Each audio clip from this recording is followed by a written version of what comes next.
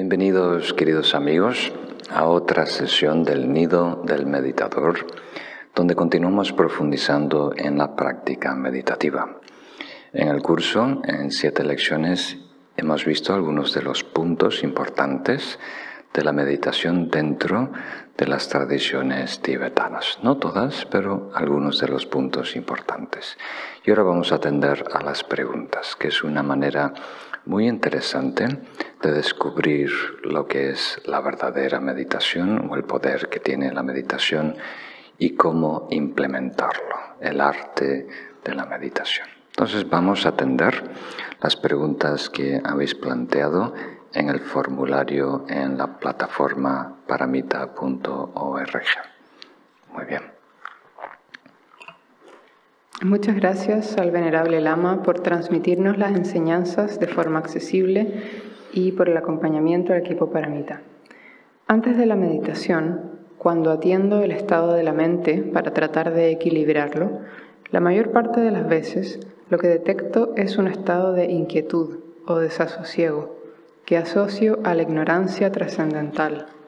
La indicación que nos dio en el curso de Emi fue reflexionar sobre la ley del karma para encontrar equilibrio. Creo que en otra ocasión también comentó que podríamos reflexionar sobre la interdependencia. ¿Podría ampliar este último enfoque, por favor? Muchas gracias. La pregunta es de Pilar, desde Almería. Muy bien, Pilar, muy buena pregunta. Vamos a empezar aclarando un tema que es la ignorancia. Entonces, dentro del budismo, yo creo que todas las tradiciones budistas, se habla de 2 ignorancias principales. Entonces, tú usaste un término nuevo para mí, ignorancia trascendental. Normalmente se habla de la ignorancia fundamental y la ignorancia aflictiva. Entonces, la ignorancia fundamental quiere decir la gran confusión de no saber quiénes somos y en ese vacío instalar el falso yo, el yo absoluto, el ego. De ahí se desemboca todo el conflicto, todas las contradicciones, todos los velos, todas las limitaciones, todo el sufrimiento.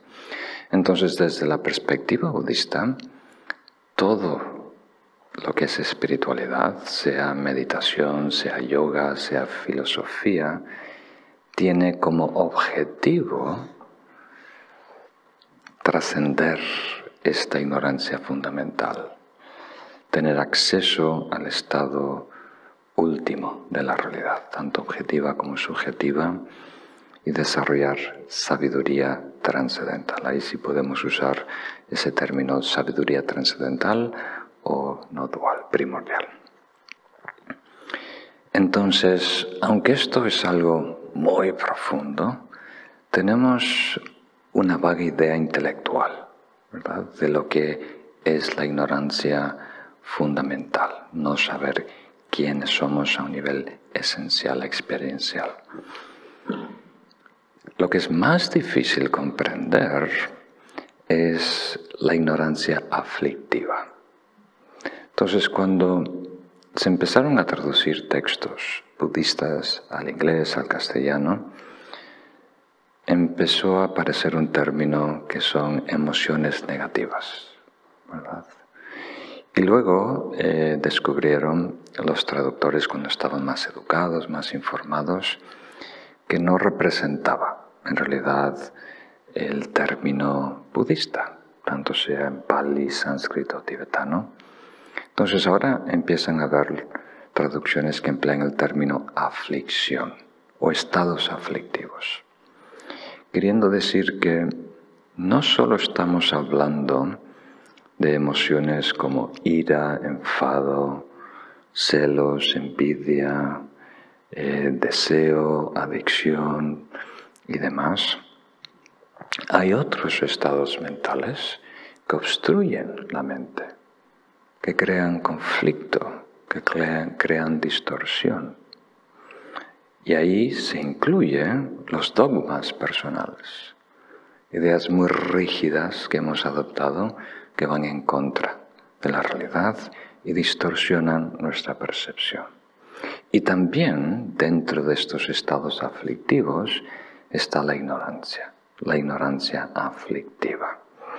Y esta sí es un poquito más difícil de comprender. Porque normalmente cuando usamos la palabra ignorancia es la carencia del saber, ¿verdad? No estamos al tanto. No tenemos conciencia de. Pero aquí está hablando más de un sistema operativo. Un sistema operativo que se apodera de nosotros y no podemos discernir lo que es ventajoso de lo que es dañino. Entonces, en ese sentido, hay ignorancia, hay confusión, porque no podemos evaluar lo que realmente está pasando y cómo debemos enfrentarlo y qué decisiones y acciones tenemos que implementar. Entonces estamos confundidos porque no podemos evaluar correctamente qué es beneficioso y qué es dañino. Entonces, ¿qué realmente está pasando? ¿Por qué tenemos esta distorsión, esta confusión? Porque hoy en día se ha instalado, sin darnos cuenta, el sistema operativo del egocentrismo. ¿Qué quiere decir? Que el nerviosismo del ego, la reactividad del ego, está, como diríamos, en alerta.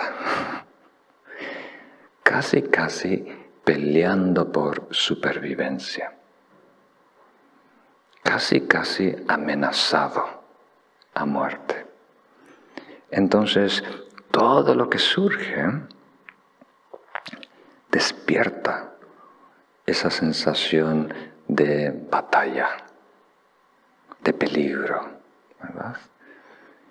Y simplemente nos enfocamos en los extremos, cosas que pueden ofrecer salvación y cosas que pueden producir condena, castigo, destrucción. Entonces, estamos en un estado hiper reactivo, que como estamos viviendo de esa manera por tanto tiempo, lo hemos normalizado. Pero desde la perspectiva de un yogi entrenado, damos pena, porque estamos operando como si nuestra existencia está en el juego, y no la está. Lo único que está en juego es la existencia del ego. Entonces, si algo surge, una taza con diseño azul, entonces eso automáticamente activa esta reactividad del egocentrismo e intenta preguntarse solo dos cosas. ¿Esto me va a salvar o esto me va a dañar, castigar, aplastar? Y de ahí surgen las dos reacciones primarias: aversión, rechazo a todo lo que produzca una sensación desagradable, porque el egocentrismo no piensa, solo siente. Entonces, todo lo que produce una sensación desagradable lo rechaza, sin evaluar. Y si algo produce una sensación agradable, entonces lo quiere retener. Se produce toda la otra gama de emociones, que es retención, apego, aferramiento, dependencia y demás. Entonces, hoy en día, sin darnos cuenta, por estar tan condicionados, estamos reaccionando a sensaciones gran parte del día. Y pensamos que estamos decidiendo, pero en general no estamos, como diríamos, evaluando críticamente, concienzudamente, lo que realmente es beneficioso. De una forma impulsiva estamos reaccionando a las sensaciones. Desagradable, rechazo, agradable, aferramiento y la mayoría de las sensaciones, que es lo que tú preguntas, neutral. Entonces, cuando hay una sensación neutral, la sensación tras saborear agua, la sensación tras apreciar el silencio, entonces el egocentrismo en alerta roja, ¿verdad?, en modo guerra, no sabe qué hacer con el agua, no sabe qué hacer con el silencio, ¿verdad? Porque no es una amenaza directa, no produce una sensación grave de malestar y no produce una sensación de deleite, ¿verdad? Entonces, no sabe qué hacer. Con 99% de nuestra vida, que es experiencias neutrales, el egocentrismo está nulo, ¿verdad? Y ese estado de nulo es lo que llamamos la ignorancia aflictiva. Entonces, al no saber qué hacer, porque solo tiene dos sensores, ¿verdad? Que es pica, ¿verdad?, la sensación de malestar, o agradable. Esos son los dos sensores. Y lo demás que está pensando no tiene cómo apreciarlo.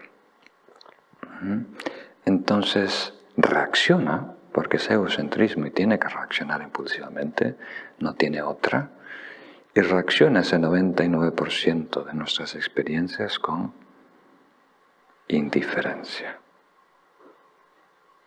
Me da igual. Pero no, es una indiferencia tóxica, confusa, de casi desprecio. Entonces, cuando estamos en un estado de tranquilidad, de paz, de silencio, de quietud, o teniendo percepciones, incluso ideas o actividades que no producen sensaciones extremas, agradables y extremas de malestar, entonces se activa, ¿verdad?, esta reacción del egocentrismo de indiferencia, que si no lo sabemos gestionar, si no estamos conscientes, se desemboca en aburrimiento, ¿verdad?, en desasiego, incluso con tiempo inquietud, porque hay que hacer algo para estimularnos. Entonces, tenemos que aprender a vivir diferente. Y eso no solo quiere decir en el mundo mejorar nuestras relaciones interpersonales, sino nuestra vida interna, nuestro sistema operativo, ¿verdad? ¿Cómo realmente estamos viviendo? ¿Cómo estamos experimentando la realidad, experimentando nuestra vida? Entonces, si estamos dentro de este modelo o programa o sistema operativo del egocentrismo en donde reaccionamos impulsivamente a sensaciones, entonces todo lo que sale de ahí es aflicción, un estado distorsionado que crea inquietud, desequilibrio. Y no favorece para la meditación, pero también no nos favorece en general, porque de ahí surgen acciones negativas, karma negativo. Entonces, esta ignorancia aflictiva es muy importante detectarla. Ya os di ahora algunas pistas. Es muy importante reconocer este sistema operativo dentro de ti, in situ, verlo, operar y reconocerlo. Porque ahí solo con iluminarlo con tu conciencia ya te liberas en gran parte de ese mecanismo, ¿verdad?, automático de reacciones impulsivas. Entonces, hoy en día, para la contraparte, porque sé que a algunos amigos esto les ha inquietado un poquito, hoy en día se promueve mucho el sentir, ¿verdad? Nos hemos convertido en robots. Estamos en la cabeza, pensando, ideando, suelta esas ideas. Y siente, ¿verdad? Y cuando se dice eso, hay que tener cuidado, que no es una licencia abierta para el egocentrismo. Debemos experimentar con vividez y, si podemos, sin ideación. En algunos momentos tenemos que vivir plenamente ese paseo por el bosque, vivir plenamente el escuchar a otra persona, ¿verdad? Sin comentarios, sin juzgar, ¿verdad? Sin maquinar, simplemente estar presente, sintiendo, viviendo, percibiendo, sin filtros. Pero eso es diferente, y espero que lo comprendan y también que lo experimenten, eso es diferente al sistema operativo del egocentrismo, donde está reaccionando impulsivamente a sensaciones. Entonces, lo que queremos por encima de todos es libertad. ¿Libertad para qué? Cuando queremos pensar, pensamos y evaluamos con cuidado las opciones. Cuando queremos vivir, sentir una experiencia directa, elegimos sentirla, sin estar, como diríamos, invadidos por un sinfín de comentarios, ¿verdad? Entonces trata de observarte, sorpréndete, cuando menos te los esperas. Observa lo que está pasando en tu mente. ¿Cómo estás percibiendo un evento, una comida, una conversación, un paseo, un paisaje? ¿Y qué sensaciones produce? ¿Y eso qué cosquillas crea? ¿Qué reacciones produce? ¿Qué emociones surgen? ¿Qué ideas, verdad? ¿Y cuánta libertad hay en todo ese proceso? Muy interesante. Entonces, en meditación, cuando hacemos una meditación formal en el Cojín, estamos desarrollando la habilidad de estar presente, estar más consciente y ver casi en cámara lenta los procesos mentales y cómo se encadenan. Eso es muy ventajoso para descubrir cómo funcionamos y de esa manera poder hacer cambios beneficiosos. Muy bien, pasamos a otra pregunta. Voy a responder un poquito más rápido. Estimado Lama, en primer lugar quiero agradecerle por todas las enseñanzas que nos brinda, tan necesarias para nosotros en estos momentos. Mi pregunta es sobre el karma que generamos con nuestras palabras. ¿Qué antídoto me podría sugerir para evitar criticar, quejarme y charlar ociosamente cuando uno está con compañeros de trabajo, amigos, etc.? Muchas gracias, Venerable Lama, y a todo el equipo Paramita. La pregunta es de Carmela, desde Buenos Aires. Criticar y quejar, ¿no? y charlar ociosamente. Charlar, quejar es buena palabra. Me falta algo de la pregunta anterior, porque había mencionado, tengo aquí karma, interdependencia.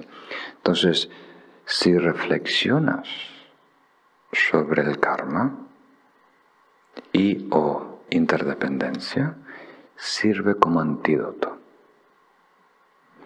porque te ayuda a comprender la importancia de tu contribución a lo que está pasando. O sea, el karma nos enseña que cada acción tiene una consecuencia, ¿verdad? Y el tipo de acción determina el tipo de logro, fruto, resultado. Entonces, si eso es verdad, cambia todo.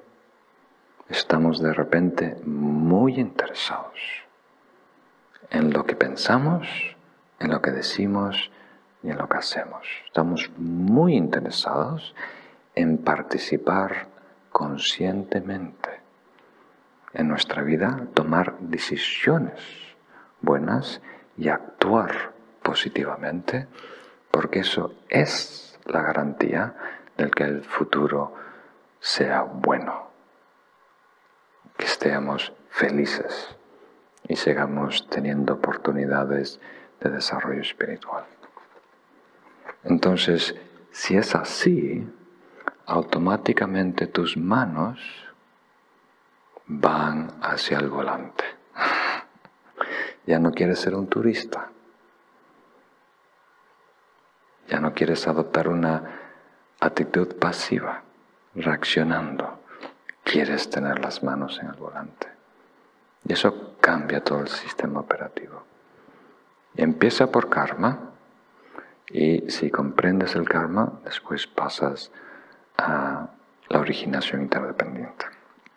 Muy bien, ahora pasamos a esta segunda pregunta, que es, ¿qué podemos hacer para disminuir la mala conducta verbal en general?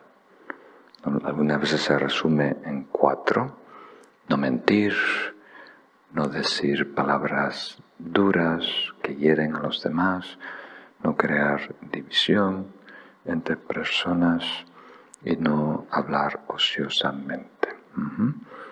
Y aquí tenemos adicionalmente crítica y quejas.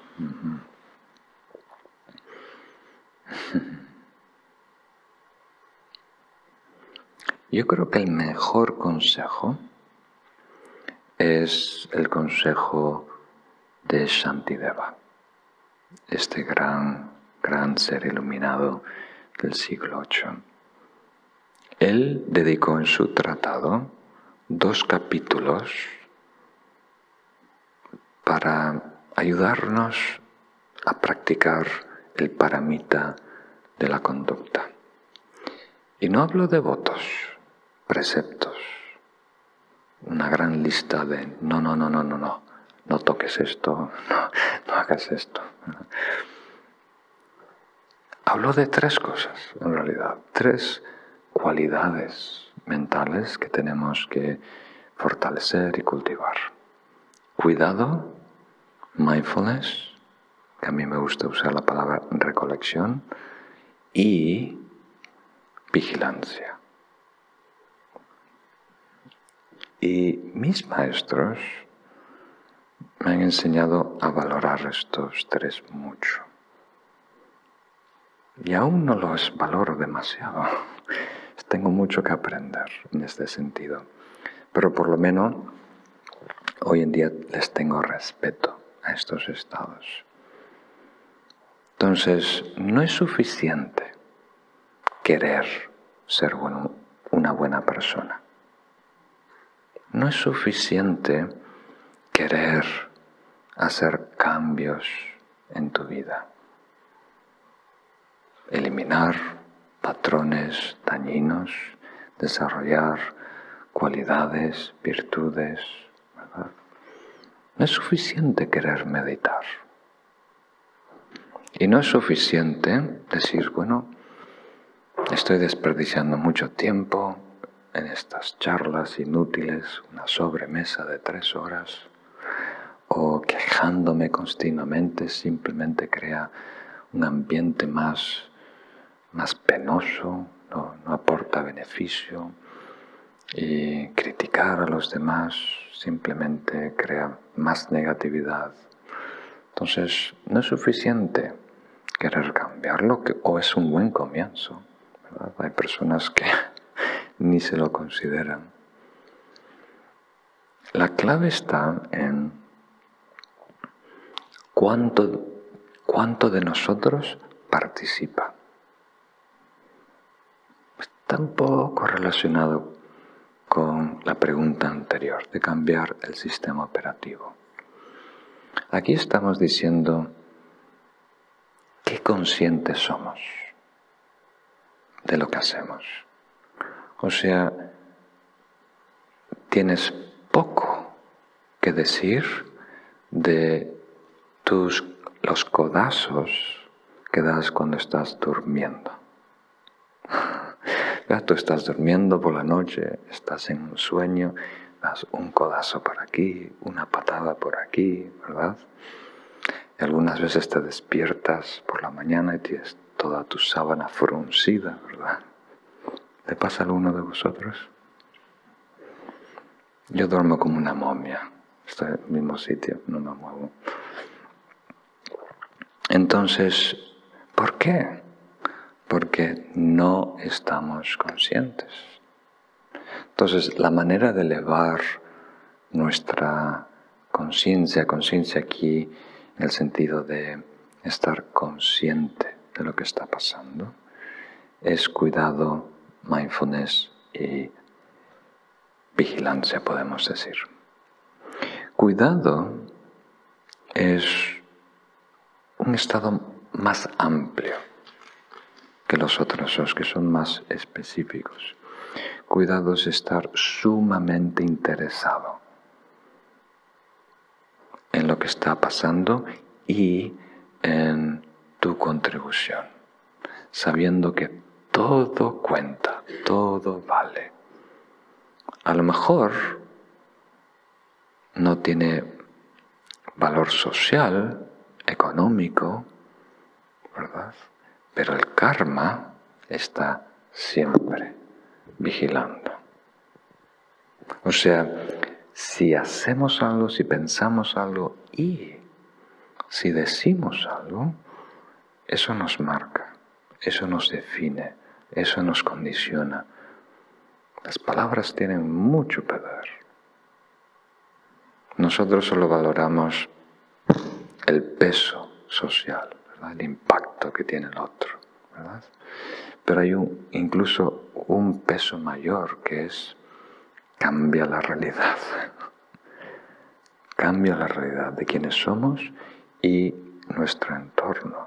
El poder del verbo es muy, muy fuerte, muy, muy grave.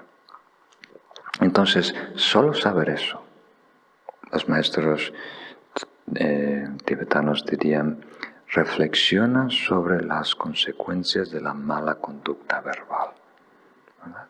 Y de ahí estás incentivado a cambiar, a no criticar, a no quejarte y demás. Entonces esa es la primera recomendación que daría un maestro tibetano, especialmente para desarrollar el estado de cuidado, que no quiere decir pánico, ansiedad, simplemente estar muy participativo, muy interesado en lo que está pasando. Muy comparado a nuestro sistema pasivo de turista. Realmente es, de la perspectiva en yogi, es ser normal, ¿verdad? Recupera la normalidad, por favor. Reconoce que estás vivo. Y el segundo, mindfulness, de la perspectiva budista, es un aspecto de la atención que retoma un estado virtuoso, que está retomando un estado virtuoso y reteniendo ese estado virtuoso. Entonces está informado por la ética y la sabiduría, queriendo decir que no es mera atención plena, es una atención que busca virtud, que quiere conectarse y mantenerse con la virtud de un estado positivo y sano. Y después tenemos la vigilancia o introspección, que quiere decir que estamos atentos, pero es una atención que vigila y cuida de nosotros. Estamos, vamos a usar esta palabra, conscientes de nuestra postura, de cómo estamos respirando, de las ideas que están pasando por nuestra mente, de nuestra actitud, de una picazón de responder, de decir algo, ¿verdad? Estamos conscientes y evaluando nuestro estado. Eso es muy importante. Entonces, esas tres cosas, particularmente mindfulness, recolección y vigilancia e introspección, son lo que va a garantizar tu conducta. Porque hoy en día no nos acercamos a nuestra mejor versión. No estamos, como diríamos, en control de nosotros mismos. No digo de nuestro potencial búdico, sino nuestra inteligencia, nuestra sabiduría, nuestra experiencia, nuestro amor, nuestra paciencia, nuestra ética. Hoy en día no tenemos acceso total a esos recursos personales y espirituales por falta de mindfulness e introspección. Entonces, sin más práctica meditativa, sin cursos de filosofía, solo con lo que tenemos ya ahora, podemos ser mucho mejor,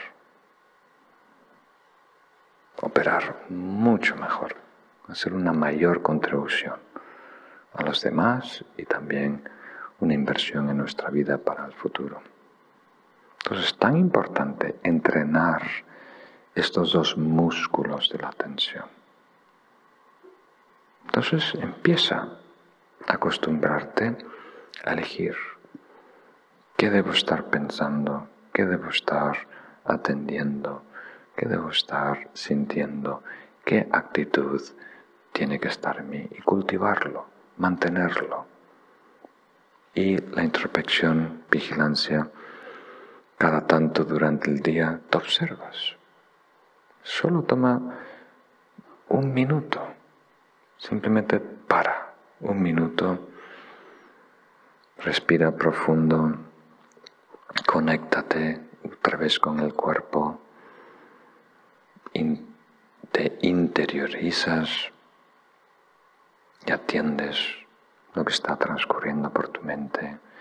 Tratas de detectar el estado de tu mente, si tiende a ser letárgico, opaco, ¿verdad?, con sopor, o si tiende a la dispersión. ¿Y qué actitud predomina en mí? ¿Verdad? Es tan importante. Solo eso vas a crear un cambio enorme en tu vida. Incluso uno de mis lamas me dijo, eso es 80-90% del trabajo. Todo lo demás es una extensión. Y luego, específicamente, crítica, charla y quejar, simplemente repasa lo que vas a decir. Hablando con unos amigos se me ocurrió un ejemplo un poco tonto, pero a lo mejor sirve para ti. Hoy en día los políticos tienen mucha presión, comparado a hace 50 años, Porque hoy en día todo el mundo tiene un móvil que puede grabar un vídeo. Entonces ellos están a una frase de arruinar su carrera, ¿verdad? Solo tienen que decir una frase mal y alguien en su móvil grabarlo, ¿verdad? Y después todos los medios estarían tan contentos, pagarían miles de euros para tener esos 10 segundos y darlos.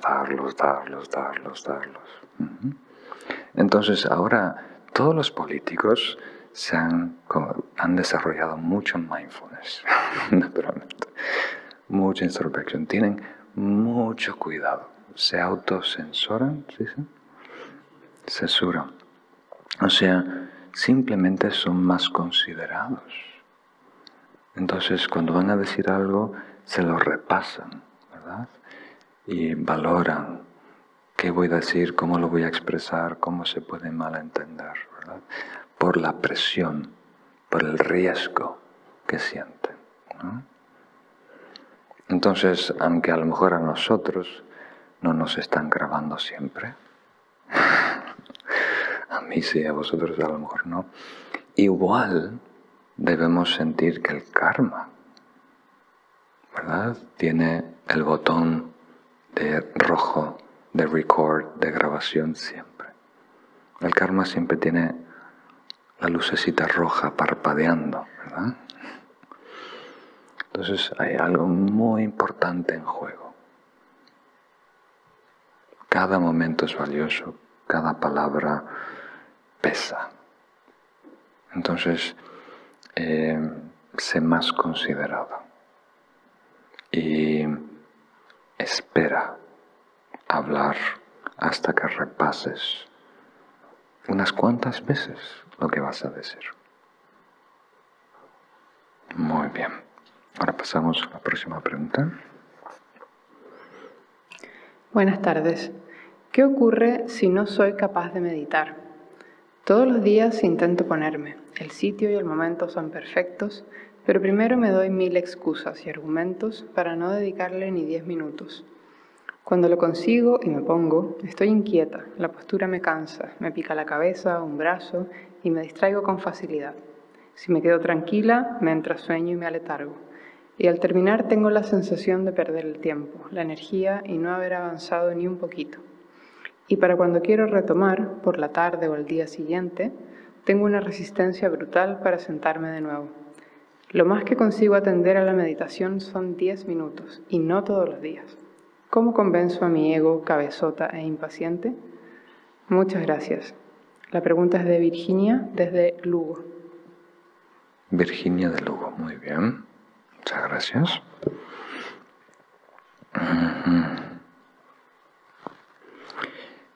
Hay muchas consideraciones y sin conocerte es difícil saber exactamente todos los factores que están contribuyendo.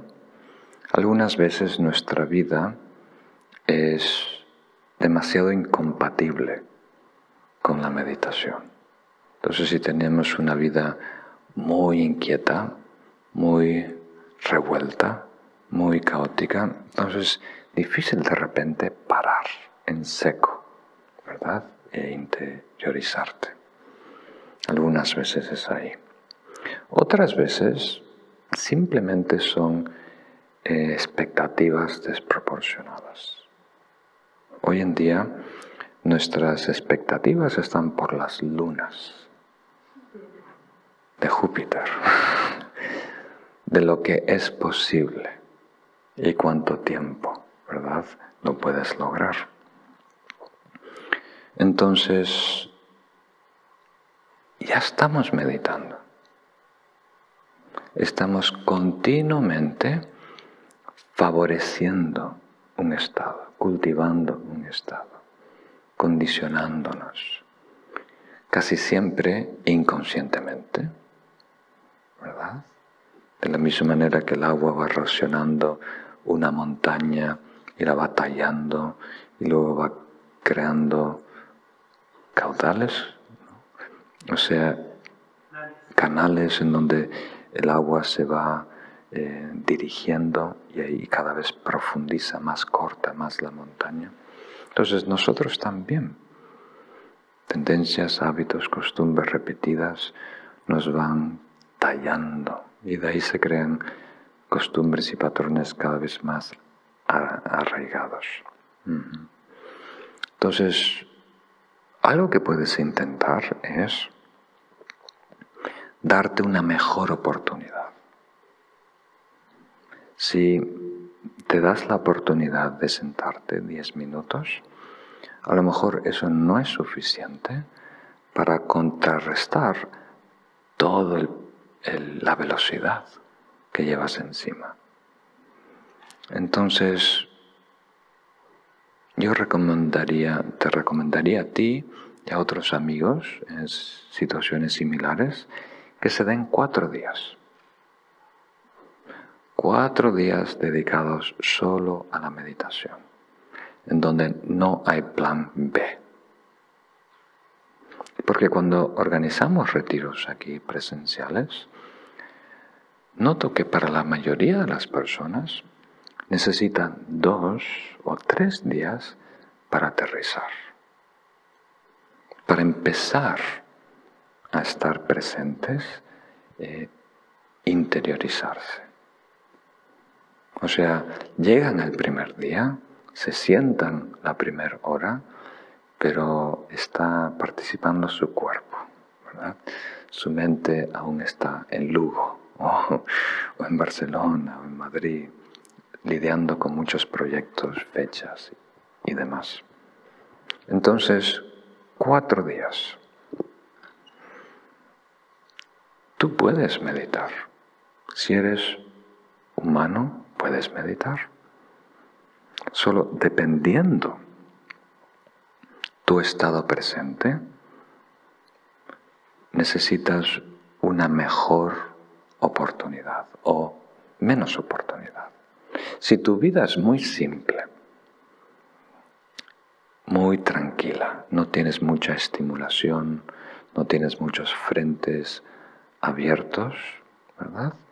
Entonces, un día de tranquilidad, entrenándote en shamatha, ya puedes interiorizarte, ¿verdad? Pero hoy en día vivimos una vida muy acelerada, con mucha demanda. Estamos atendiendo muchas cosas simultáneamente. Entonces, yo, por lo menos de mi parte, voy a hacer todo lo posible para que tengáis esa oportunidad. Estamos planeando un retiro la próxima primavera y esta vez, para que sea más fácil para todos, vamos a dividirlo en 2 partes. La primera parte va a ser 5 días y medio y la segunda parte 5 días y medio. Entonces, los que tienen tiempo participan en los 10 días, ¿verdad? Los que no tienen tiempo hacen los primeros 5 días de shamatha.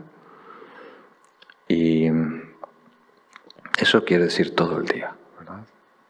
Quiere decir que todo el día estás dedicado a la práctica. No tienes otras responsabilidades, otros proyectos. Estás completamente libre para ir hacia adentro y ser un intranauta.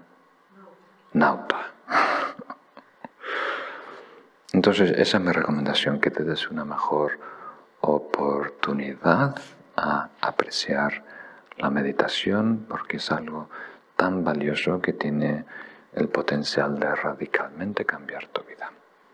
Muy bien, pasamos a otra pregunta. Saludos, Venerable Lama y equipo Paramita. Mi pregunta es sobre la meditación de la visualización del Buda. ¿Debería imaginarme al Buda como un objeto, como una imagen o estatua, después de observarlo y memorizarlo previamente en la realidad, al igual que lo haría, por ejemplo, con una manzana o una flor? ¿O esta meditación consiste en descubrir las virtudes de la vida del Buda en nosotros y no enfocarse solo en el objeto en sí mismo? Y por lo tanto, necesito algún estudio previo para adentrarme en ella. En tal caso, me sería de ayuda que me guiaras un poco en el proceso o sentido de este método meditativo, ya que me cuesta bastante visualizar algo que no tengo presente en la memoria. Un saludo a todos y gracias por atenderme. La pregunta es de Víctor desde Denia. Muy bien. Muchas gracias, Víctor. Entonces, hay diferentes maneras, por supuesto, de meditar en el Buda y hay una forma de reflexionar sobre las hazañas del Buda, los 12 grandes actos del Buda histórico, o reflexionar sobre sus vidas pasadas.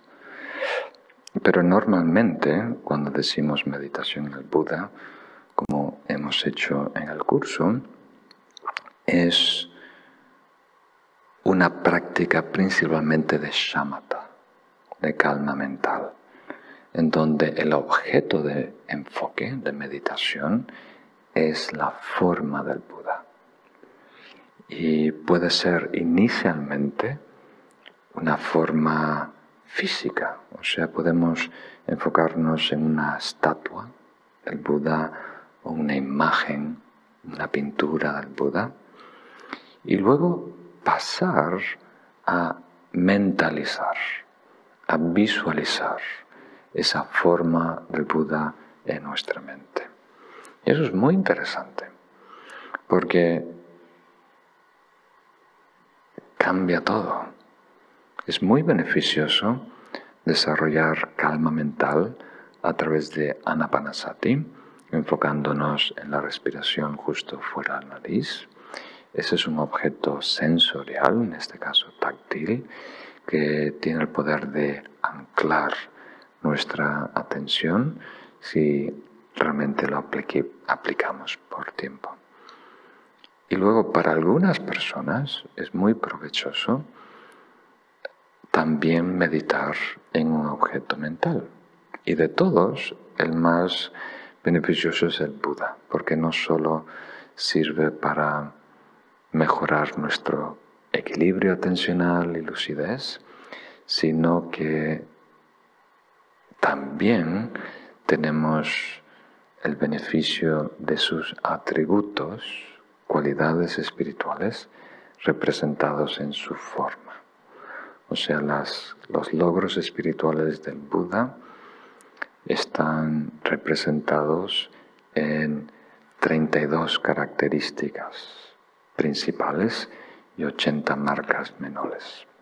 Entonces, independiente de lo que sabemos, la imagen, la forma del Buda representa armonía.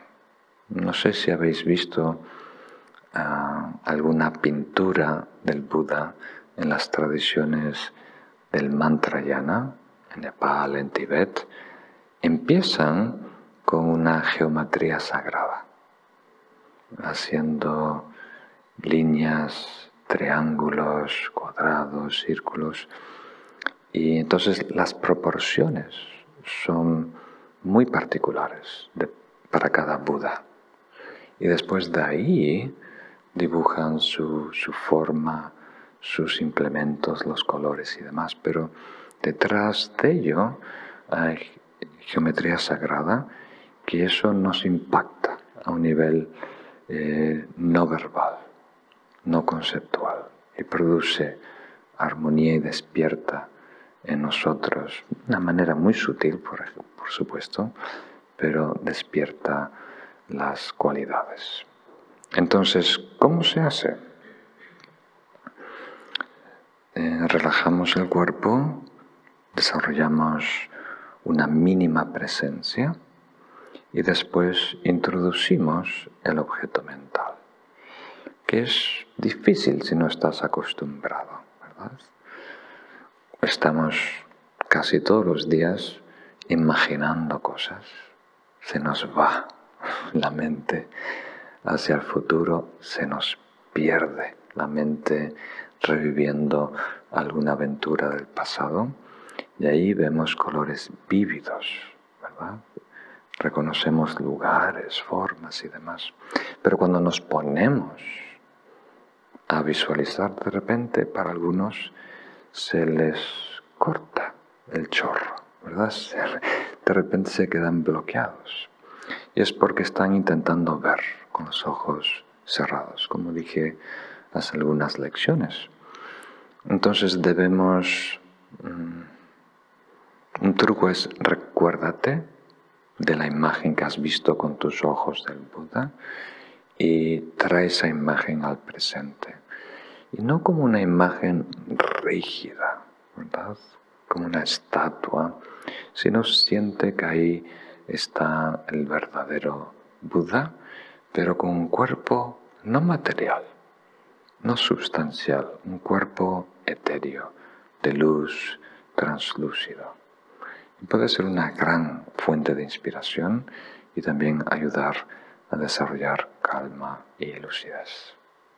Muy bien, pasamos a otra pregunta. Muy bien, podemos atender una pregunta de aquí. Muchas gracias, Lama. Entonces, la premisa es que entrenando recolección, introspección vigilante y cuidado, estamos empezando a ser más conscientes de los pensamientos y de los estados aflictivos. Entonces, en nuestras interacciones diarias nos relacionamos con personas que, igual que nosotros, durante el día están atravesadas por estos estados aflictivos. Entonces, como consecuencia del entrenamiento, deberíamos ser más sensibles a estos estados. O eso es lo que creemos. Entonces, la primera pregunta es, ¿cómo discernir que el estado aflictivo, que supuestamente en una interacción con otra persona estoy convencida que estoy percibiendo en otro, que parece que está manifestando los síntomas de este estado aflictivo, cómo percibir si es real esta cosa que estoy percibiendo o es a lo mejor es una proyección de algo que es mío? Esa es la primera pregunta. Y luego la segunda pregunta es, supongamos que este estado aflictivo efectivamente está ocurriendo, está atravesando el sistema de la otra persona. ¿Qué se puede hacer para no alimentar esta aflicción que está atravesando el sistema operativo del otro? Si nosotros como segunda persona, tercera persona, podemos hacer algo. Hay antídotos también para una persona que está teniendo un estado aflictivo y que uno consigue reconocerlo. No sé si se explica. Muchas gracias. Muy bien, muchas gracias. Entonces, en general, nuestro enfoque debe ser en nosotros mismos. Con eso ya tenemos mucho trabajo. Pero, por supuesto, en nuestro afán de querer ayudar a nuestros amigos y también para sobrevivir en el mundo y protegernos de los demás, tenemos que detectar cuando están mal. Esa habilidad ya la tenemos muy desarrollada. Por lo que yo veo, la mayoría de personas son mejores que yo, por lo menos, en detectar qué está pasando por la mente de otra persona, cuáles son sus intenciones. Milenios estamos evolucionando y transmitiendo esos descubrimientos a la próxima generación, porque nuestra vida, sobrevivencia, ha dependido de ello, de detectar, ¿verdad?, si esa persona es de confianza o no, si esa persona está secuestrada por un estado negativo o no. Entonces ya somos muy habilidosos. O sea, esa habilidad está aquí comparado a todas las otras habilidades que están por aquí abajo, especialmente de detectarlo en nosotros mismos. Podemos mejorarlo, podemos seguir mejorando esa habilidad, y una manera de hacerlo es siendo un detective del karma, queriendo decir que siempre que pasa algo, tiene que haber una causa. Entonces, siempre que una persona hace algo, lo hace por algo. Si dice algo, lo hace por algo. No siempre conscientemente, del todo conscientemente, pero nada es al azar. Todo viene de causas y condiciones. Entonces, si observas con una mente libre de prejuicio, las personas se desvelan. Y para un maestro muy desarrollado como su santidad, como Trichin, él solo debe agarrar un vaso de agua, aproximarlo a los labios, volcarlo un poquito, beber, y solo con ese acto, que puede tomar 5 segundos o 10, ya sabe todo de ti. Ya estás completamente desnudo. Ya sabes si hay ansiedad, ¿verdad? Si hay deseo, si hay falta de mindfulness, ¿verdad? Si hay consideración a los demás, si hay respeto, ya está todo ahí. En un pequeño gesto, en un pequeño acto, ya todo está ahí. Como si nosotros fuéramos un holograma que cada pieza, cada gota tiene una instancia del todo, ¿verdad? Entonces, cada movimiento, cada paso, cada cosa que hacemos está impregnado de nuestro estado. Solo hay que tener los ojos para verlo. Nosotros normalmente notamos cosas más burdas y nos apoyamos en social cues, que no sé cómo traducir eso en castellano, que quiere decir conductas codificadas en la sociedad. Entonces ya tenemos esa lista, ¿verdad?, interna, y cuando vemos que alguien rompe esta regla social o de la tribu, ya salta una banderita, una alarma. Dice, esa persona es esto o esto. Y eso más o menos encaja, 80-90% de las veces. Entonces, en general, si estamos hablando de un estado aflictivo, quiere decir que hay distorsión, ¿verdad? Y esa persona pierde libertad de discernimiento. Quiere decir que lo que está haciendo está por debajo de su nivel y también es ilógico, incoherente, ¿verdad? Entonces, cuando notas que una persona inteligente está diciendo algo tonto, tomando una decisión tonta, ¿verdad? Entonces ahí quiere decir que hay emoción, distorsionando, limitando su capacidad. O sea, no es accidente, no es un accidente que una persona bien informada e inteligente, que sabe las variables, lo que está en juego, está causándose daño. Está tomando una decisión por debajo de su inteligencia y conocimiento. Hay una razón, y la razón es aflicción. Aflicción puede ser ambición, puede ser deseo, puede ser orgullo, puede ser muchas cosas, pero hay un estado aflictivo. Entonces, tu segunda pregunta es, ¿y cómo ayudar? ¿Hay algo que podemos hacer de nuestra parte para beneficiar a los demás? Nuestra primera ayuda es no agravar. Como dicen algunos maestros, si no puedes ayudar, por lo menos no dañes. Eso ya es una enorme contribución, ¿verdad? Muchas veces peleamos con otras personas cuando realmente no hay nada importante en juego, solo para defender nuestro honor. Muy ridículo. Entonces, deja que esa persona gane y tú tu primer misión es no crear daño a través del cuerpo y la voz. Tu segunda misión es paciencia interna. Aceptar lo que está pasando.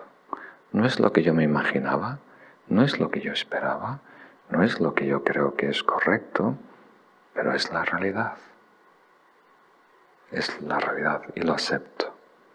Entonces, cuando no estás luchando con la realidad o con esa persona, entonces de repente tienes más perspectiva para poder evaluar de qué manera puedes contribuir.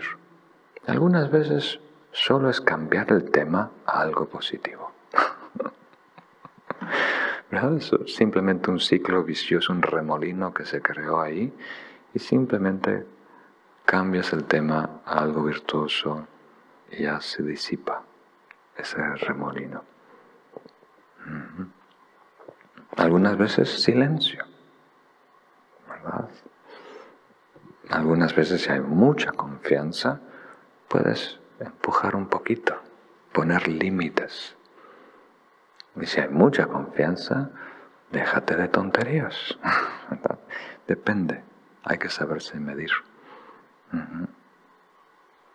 Pero es muy importante tener paciencia, equilibrio dentro, porque eso se huele.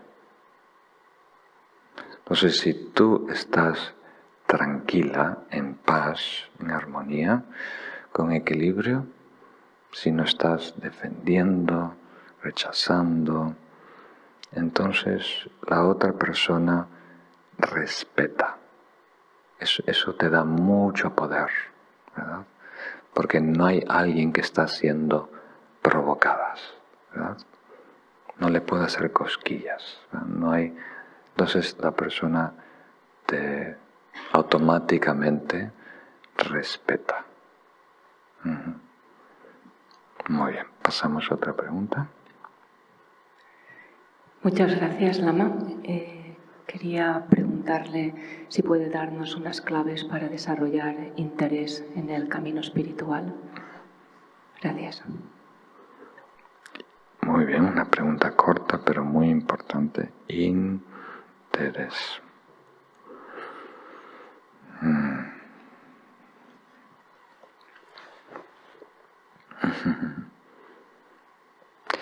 Es muy importante. Primero voy a resaltar la importancia y después os doy algunas pistas, algunos consejos.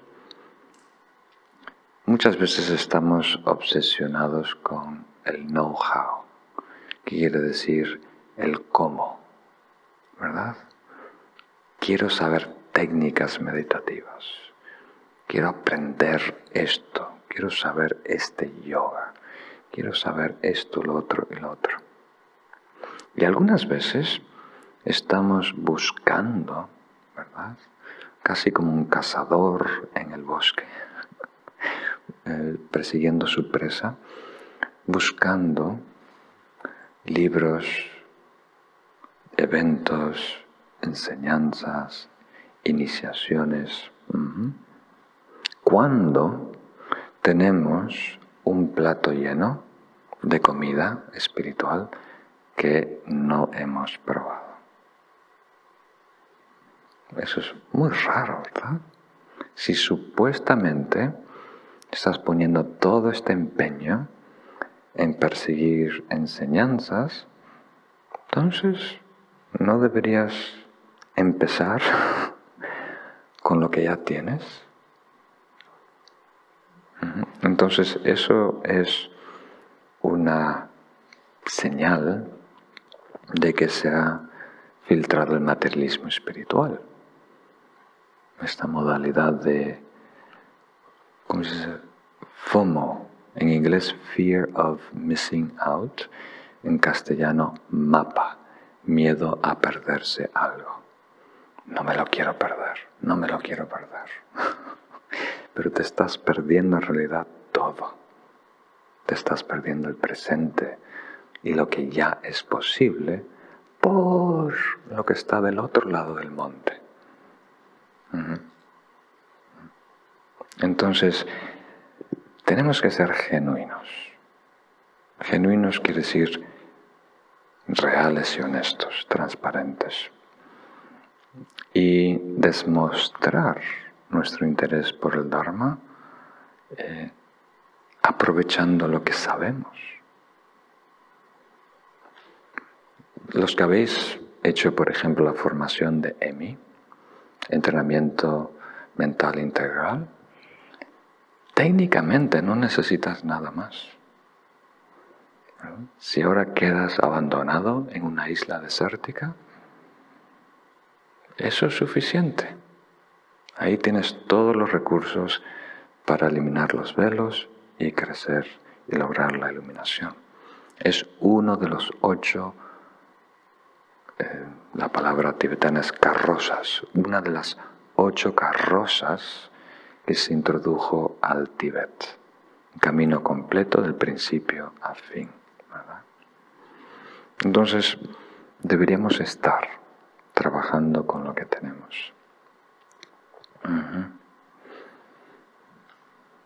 O sea, si tienes libros en tus estanterías, deberías leerlos antes de comprar más, ¿verdad?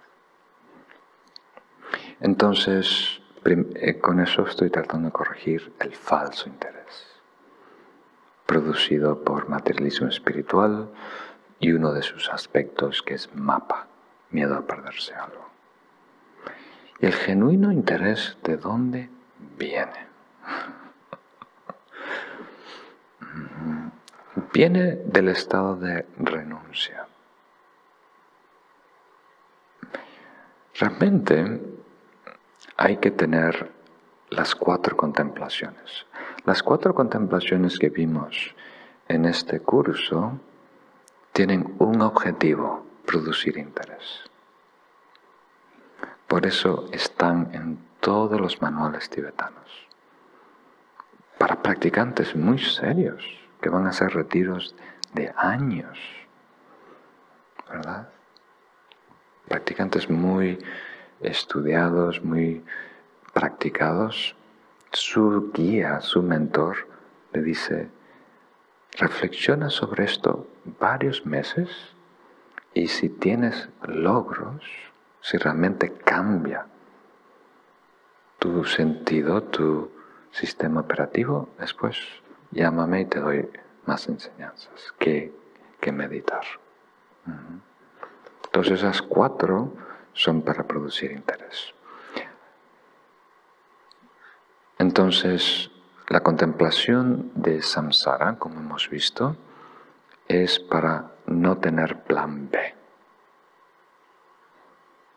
Quiere decir que no voy a lograr la felicidad conquistando algo allá afuera. Eso no quiere decir que tengo que ser un ermitaño, ser antisocial, pero no me voy a autoengañar una vez más.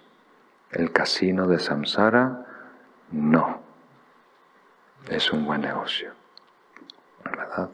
No hay plan B. La felicidad tiene que venir de cultivar el ser, de desarrollo interno. Tengo que cortar las dependencias, ¿verdad? No hay plan B. Entonces, una vez que no hay plan B, ¿verdad? No hay competencia de intereses. Hay un interés, el despertar. Y ahí entran las otras 3 reflexiones, que es para mejorar el interés en plan A, despertar. El primero es, que vimos en este curso, comprender lo que está en juego, no tomar por sentado el acceso al Dharma. Es un camino excepcional, no es de este mundo, ¿verdad? Viene de la mente de un ser iluminado.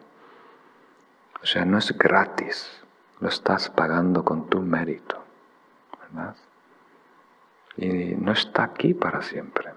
Y no es suficiente querer. Si no están todas las condiciones reunidas, incluye tu salud, ¿verdad? incluye paz en el mundo, incluye maestros, una tradición válida, no alguien que se inventó algo, ¿verdad? Sino una tradición que tiene su origen en el Buda, un ser iluminado, ¿verdad?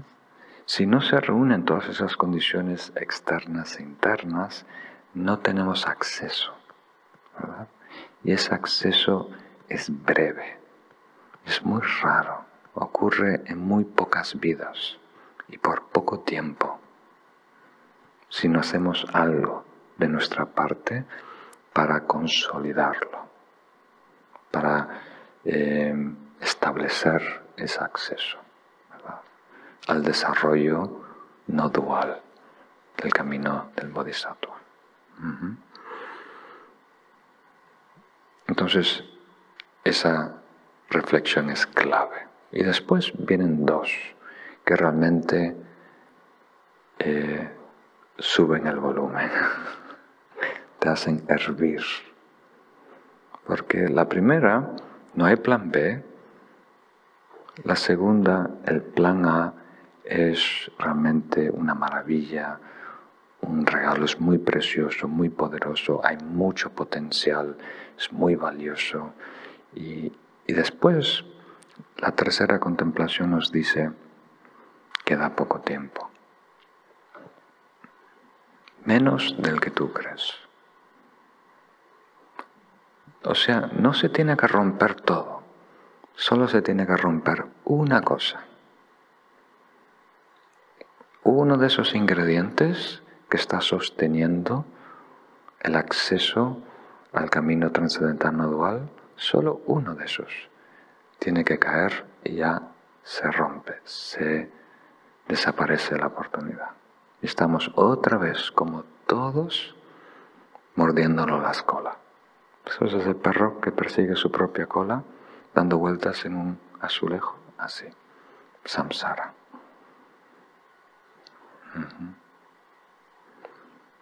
Entonces sabemos que todo se deteriora, todo está compuesto hasta no lograr la iluminación. Entonces el cuerpo envejece, nuestras facultades cognitivas disminuyen, la paz en el mundo, acceso al Dharma, todo está en movimiento. Entonces eso nos dice, no voy a desperdiciar, no hay que postergar el desarrollo espiritual, mi iluminación, empiezo ahora con lo que tengo. Ya esta excusa de tengo que reunir cosas y tiene que ser, no, con lo que tengo voy a empezar, con lo que sé voy a empezar, ¿verdad? Empiezo ahora. Y después la ley del karma, que es la cuarta contemplación, nos dice lo que mencioné hace unas preguntas. Toda acción tiene una repercusión y el tipo y calidad de la acción determina el resultado. Entonces, eso te da mucho poder, porque puedes estar en diferentes niveles o diferentes situaciones, pero tu futuro está en tus manos. Tú puedes cambiar si cambias las causas y condiciones. Ahora, si quieres un cambio grande, si quieres estar en un estado muy diferente al donde estás hoy en día, tienes que cambiar mucho. Tu manera de actuar, tu manera de hablar y particularmente tu manera de pensar y cómo funciona tu mente. No podemos lograr grandes cosas repitiendo lo mismo. Si repetimos lo mismo, si seguimos operando la manera que estamos operando, vamos a reproducir el mismo resultado. Entonces, la actitud pasiva del egocentrismo es: voy a esperar un milagro. Voy a esperar el gordo, la lotería. Voy a esperar que alguien maravilloso me rescate, me quiera. Voy a esperar que... Eso es una locura. Es el engaño más dañino, ¿verdad? Eso es la energía de esperanza y miedo del egocentrismo. Tú, perfecto, no tienes nada que cambiar, falta algo de allá afuera. El problema no soy yo, es que falta algo allá afuera. Qué ingenioso, ¿eh? ¿Verdad? Entonces, no, el problema somos nosotros. El karma nos enseña que lo que está pasando es exactamente lo que creamos. No es un accidente. No es el gobierno. No es un élite que está controlando el mundo. No son las corporaciones. No son mis suegros. Soy yo. ¿Verdad? Y a través de esa energía kármica, muchos tienen el poder de darme un palo en la cabeza. Pero yo lo estoy permitiendo y atrayendo. Y eso te da mucho poder para empezar a hacer cambios en tu vida. Entonces, ahí está el secreto. Esas 4 reflexiones que hemos visto en este curso. Por eso las compartí contigo. Y no son, como diríamos, no es como una caricia, ¿verdad? Es como algunas veces vemos las enseñanzas espirituales como si fuera una pluma. Me voy a dar una pluma, a ver una sensación linda por aquí, me voy a acariciar. No, es algo para radicalmente cambiar quién tú eres. Tu forma de pensar, tu forma de querer, tu forma de atender, tu forma de percibir, tu forma de saber. Todo está sobre la mesa. Hay que cambiar tanto que necesitas un nuevo nombre. En el budismo, cuando recibes ordenación como un practicante laico, monástico, te dan un nombre. Cuando recibes los votos de Bodhisattva, deberías recibir un nuevo nombre. Porque has cambiado tanto y cuando te iluminas, no te vas a llamar. ¿Cuál era el nombre? Te van a dar un nombre natural que surge por tu logro espiritual. El nombre de un Buda. Y todo es maravilloso si dejamos problemas, ideas erróneas, hábitos erróneos, miedos, obsesiones, e introducimos cualidad, virtudes, hábitos sanos, inteligencia, conocimiento, equilibrio interno, emocional y meditativo, atencional. Eso todo es bueno y eso te va a hacer diferente y queremos ser diferentes. Entonces no podemos encariñarnos con nuestra sombra. Tenemos que, como diríamos, dar un paso aventurero a reconocer nuestra luz.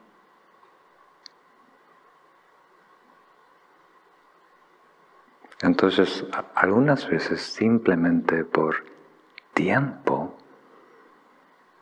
nos enamoramos de la sombra, ¿verdad? Entonces, regresando a tu pregunta, no es suficiente saber, tener acceso privilegiado a las enseñanzas, a los maestros. para cambiar, ¿verdad? Para crecer y madurar, tenemos que hervir. Tenemos que llegar a un punto de hervor, en donde estamos con tanto entusiasmo, con tanto interés, que hay fervor espiritual. Y una persona con fervor espiritual logra en esa misma meditación o en ese mismo retiro lo que la otra persona le toma años y vidas. El cambio no es 10%, es varias órdenes de magnitud. No es más trabajo, ¿verdad? Es cuánto de ti está invertido en el empeño, en el proyecto espiritual de crecer y madurar. En la medida que no hay este fervor espiritual, entonces estamos a la merced de las circunstancias. Para participar en el retiro, tengo que coincidir que hay personas agradables a mi lado. Tengo que coincidir que la comida que sirve me gusta. Tiene que coincidir que el clima está bueno. Tiene que coincidir que este lama está hablando de lo que yo quería y lo que yo sé que es importante y valioso y lo que yo necesito hoy en día para resolver este problema. Eso es muy difícil, ¿verdad? Que todo coincida por mucho tiempo. Que todo se ajuste a ti, ¿verdad? Entonces, si hay un interés muy genuino, si hay fervor, entonces eres todoterreno. Avanzas independiente de comodidad, personas, situación y demás. Todo lo demás es secundario, terciario. No es definitivo, algo que rompe el proyecto espiritual. Entonces es muy importante cultivar interés. Tenemos suficiente interés para tocar el timbre. El mérito de otras vidas produce una afinidad natural con el Dharma que te llega aquí, a esta puerta, a escuchar esta enseñanza. Pero eso no es suficiente para hacer un cambio transformador, genuino, grande en nosotros. Tenemos que tener un nuevo interés. El interés que toca en la puerta, que toca el timbre, no es el mismo interés que logra cambios significantes que perduran en el tiempo. Eso requiere otro nivel de valentía. Entonces hay que cultivarlo. Y eso compensa por todo. Una persona con poco conocimiento, con poca guía, pero muy interesado, muy genuino, muy humilde, va a encontrar resultados. Y otra persona súper dotada, con las mejores instrucciones, que ha leído todos los libros, todas las enseñanzas, no va a avanzar. Entonces es muy importante estas 4 contemplaciones para generar este interés o este fervor espiritual. Muy bien. Pasamos a otra pregunta. Es la última, ¿verdad? Sí. Hola Lama, gracias por estas enseñanzas tan valiosas. En ocasiones hizo referencia a la práctica vertical. Si puede profundizar sobre la importancia y además darnos algún consejo para saber cómo y cuándo acentuar esa práctica vertical, porque recibimos muchas enseñanzas y cómo podemos saber cuál es el momento y cuál es la enseñanza que merece esa profundidad. Muchas gracias. Muy bien, muy buena pregunta. Entonces, creo que hay dos maneras. Normalmente lo explico de una manera genérica, pero la práctica vertical tiene dos aspectos. Una es, incluso podemos decir tres, si queremos complicar la cosa. Una es actitud, otra es medios hábiles y otra es desarrollo vertical. Entonces, normalmente lo digo para corregir la actitud de horizontal, en donde por ambición, por miedo a perderse algo, o por falta de madurez, ¿verdad?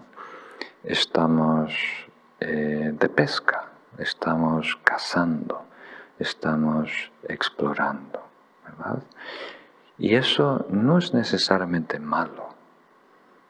Todos debemos hacer eso inicialmente. El problema es cuando se extiende más allá de lo necesario. Cuando tú ya descubres, ¿verdad?, lo que es una tradición genuina, lo que son las enseñanzas genuinas, lo que es una práctica que te puede ayudar a crecer y madurar, ahí no te debes distraer con otras prácticas, otros yogas. Porque en un mundo abierto hay mucha competencia, hay tantas cosas llamativas que nos seducen y atrapan, ¿verdad? En un mundo más cerrado, si tú dices, yo voy a ser una persona virtuosa, sana, ética, hay menos cosas, pero igual hay artículos científicos maravillosos, hay museos maravillosos, hay artistas maravillosos, hay amigos maravillosos, hay familia, tantas cosas interesantes en la vida. Y cuando cierras más y dices, voy a dedicarme seriamente al desarrollo espiritual, ¿verdad? Entonces te convences a ti mismo que debes invertir tu tiempo libre en desarrollo espiritual. Entonces, ahora, si el egocentrismo se quiere distraer, tiene que ingeniárselas para distraerse con algo espiritual. Porque ya no le das acceso, ¿verdad?, a tu pandilla de, ¿cómo se dice, motos? No le das acceso, ¿verdad? Entonces tienes que distraerte en algo en tu supuestamente mundo espiritual. Y lo logras, ¿verdad? Y te convences a ti que eso es bueno y es espiritual. Entonces es bueno en el sentido que no estás dañando a nadie, ¿verdad? Pero es lejos de ser óptimo para tu desarrollo espiritual. Incluso el Dharma es medicina, y hay medicina que es tóxica si no es apropiada para nuestra condición o si no está dosificada a nuestras necesidades. Entonces hay prácticas que no son buenas para ti ahora. Hay incluso filosofías que no son buenas para ti. Necesitas otros estudios previos. Necesitas ciertos logros primero. Entonces, es un cambio de actitud, ¿verdad? En donde no estamos tratando de entretenernos ahora en este mundo espiritual. Y luego, eso en términos prácticos quiere decir una cosa. Vas a tener una vida rica, dinámica, pero una de esas prácticas va a ser el eje, va a ser la raíz. Vamos a usar esta palabra tibetana, este modismo tibetano, raíz, la práctica raíz. Y después la puedes complementar cuando tengas tiempo con otras prácticas, pero una es la principal. Y eso, bien implementado, debe producir un cambio vertical, que quiere decir mejoramos en uno de los 4 pilares. Sabiduría, altruismo, la gama de shamatha, calma mental, o virtud. Cambio quiere decir que cultivamos un estado espiritual a través de ese método y eso crea una mejora que persiste en el tiempo.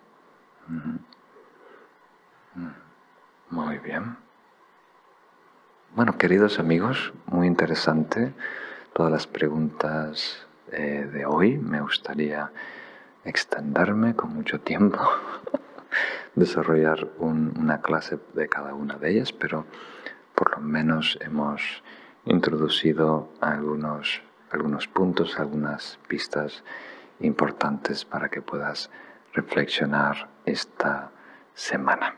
Muy bien, nos veremos para la última sesión el próximo sábado. Muchas gracias. Ahora le pedimos a Venerable Pema que nos guíe en las oraciones de dedicar el mérito, que es muy, muy importante para sellar este trabajo de hoy. Muchísimas gracias, Venerable Lama, por su sabiduría y su claridad. Y antes de pasar a la dedicación, me gustaría anunciarte que están a punto de cerrar las inscripciones de las formaciones de EMI1 y los 3 códigos, así que esta es la última oportunidad. Y es que con EMI1, calma y lucidez, tienes a tu disposición las claves y las herramientas para transformar tu vida, desarrollar una mente lúcida y estable y integrar una práctica meditativa diaria. Y con los 3 códigos tienes una guía de cómo implementar la conducta en tu día a día y en tu práctica. Y así vamos a pasar a la dedicación, si me queréis acompañar. A través de esta virtud alcanzaré el estado del omnisciente y de ese modo superaré todas las limitaciones. Pueda liberar a los seres del océano de la existencia cíclica, donde las olas del nacimiento, vejez, enfermedad y muerte surgen violentamente. Comparto los méritos que he ganado en la práctica del precioso Dharma sagrado de la Gran Vía, para que todos los seres sean dichosos en encontrar enseñanzas puras y genuinas. Con mi poder voy a erradicar completamente todas las fuerzas negativas, las doctrinas extremas, la variedad de enseñanzas falsas y el resto de los males que afligen los seres. Que todos los seres a lo largo de sus vidas en los mundos obtengan el mérito y la sabiduría ilimitada y de ese modo se conviertan en el tesoro inagotable de todas las cualidades, métodos, sabiduría, absorciones y poderes. Así como los valientes Manjushris Bhadra saben cómo transferir el mérito, así también transfiero el mío, entrenándome para ser como ellos. Muchísimas gracias, nos vemos el próximo sábado.